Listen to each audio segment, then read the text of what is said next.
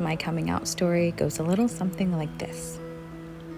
I mean, I don't even know what story to choose because I have so many of them. But my mom is also a lesbian, and I think just also queer in general because of her skin color and just who she is. She's an eccentric person. So growing up in Virginia, there were a lot of opportunities for me to grow. That's probably the nicest way to say it. Where I'm from, people still fly Confederate flags very freely, and they use it as a symbol of Southern pride. And it really wasn't until I became a little bit of an older child, like maybe 6 or 7. It really wasn't until then that I realized that I was culturally different and like visually different. I grew up in a house that just poured over me with love, and my mom always told me how beautiful my skin was and how beautiful, my hair was and how just amazing I was. So I didn't really know that I was a different child until I was, like a little bit past kindergarten. And I think that there was a moment that something happened in the sandbox with a little white girl. There was this cute little white girl. I loved her so much. She used to wear these Alice in Wonder dresses to school every day, and I was just like, I literally just adored her. So one day I mustered up the courage to go and talk to her in the sandbox, and I sat down next to her and I was like, I'm Jessie, do you want to play? And she said to me, my mom says I'm not allowed to play with black people. And I didn't even understand the words that were coming out of her mouth. And I went home that day and I told my mom what happened. And I think that was the first time I remember being othered. And my mom was just amazing in this way. She did this really cool thing that talked about different, skin colors, and she kind of, she compared it with like cookies. And she said, sometimes you bake cookies and they're a little bit lighter, and sometimes you bake cookies and they're a little bit darker, and you're medium.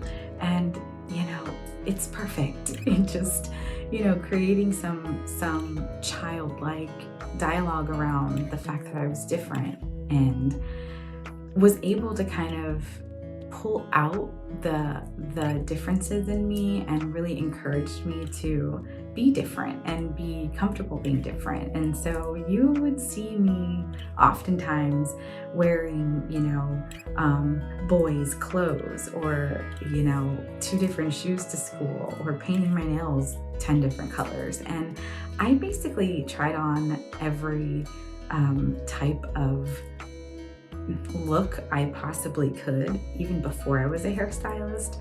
So yeah, I think doing hair has just kind of given me another tool to help further express myself. And even now you'll see me in the salon. Sometimes I'll have cowboy boots on, and sometimes I'll have Nikes on, and it just is what it is. And I get to express myself through my clothes, through my hair, through my makeup, and however I'm feeling that day. And I feel really honored to be able to provide space for someone now that people can do that, and I can help them on that journey through their hair, through their image. And it's a really beautiful, safe environment for people to come and visit and get their hair done. So just all kind of ties in together for me. I recently opened a hair salon with my partner, who is trans, and I am a queer woman of color. The initial conversation when I would call a landlord would be like, oh, okay, well, what are you trying to do in this space? And I want to open a hair salon. Okay, cool. Let's look at your business plan. Well, our business plan, we cater to the queer and trans community. And I especially made it a point to let people know who we were It was really, really important for me to tell people that we were queer trans folks and that we were going to be renting this space and that trans people were going to be walking in and out of these buildings or this space, and I just needed that to be known. I guess queerness affected my decision because I was always just a different human, and I struggled with like self-identification anyway, because I was raised in a very white town, and I wasn't really brown enough and I wasn't really white enough, so I didn't really fit anywhere. I was always kind of queer in that way.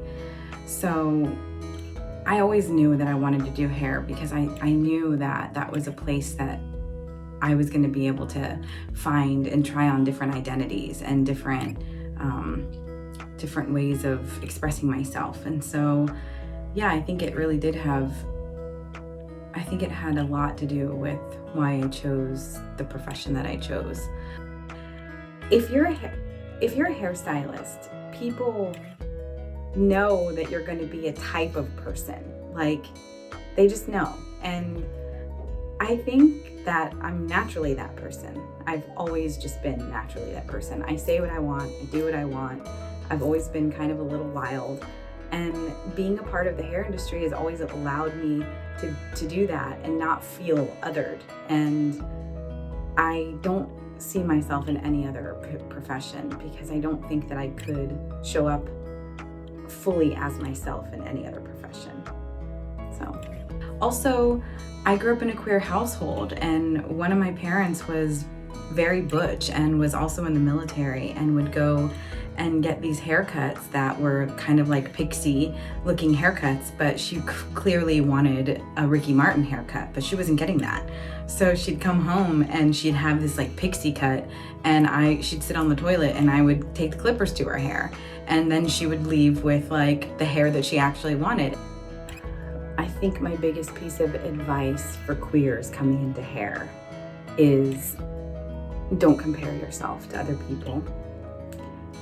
Do your best to be an individual and choose people around you that you love and adore, and not just how technically gifted they are, but how kind they are and how generous and loving they are, and how much authenticity you feel coming from them. And try to link your vibes up, but also like play with your edge a little bit and see if you can be a better learner or a better teacher, or just be open to wearing many hats and roles in the industry. I think that the new hairstylists coming in are encouraged to choose a track, like a hair color track or a hair cutting track. But I say take the first couple of years to just try everything. Do it all. Be one of those people that, you know, maybe you're going to be a jack of all trades and a master of none for a couple of years. But that's really the best way to find out what it is that really brings out your creativity and passion. My name is Jessie Santiago, and this is the Face of Queer Beauty.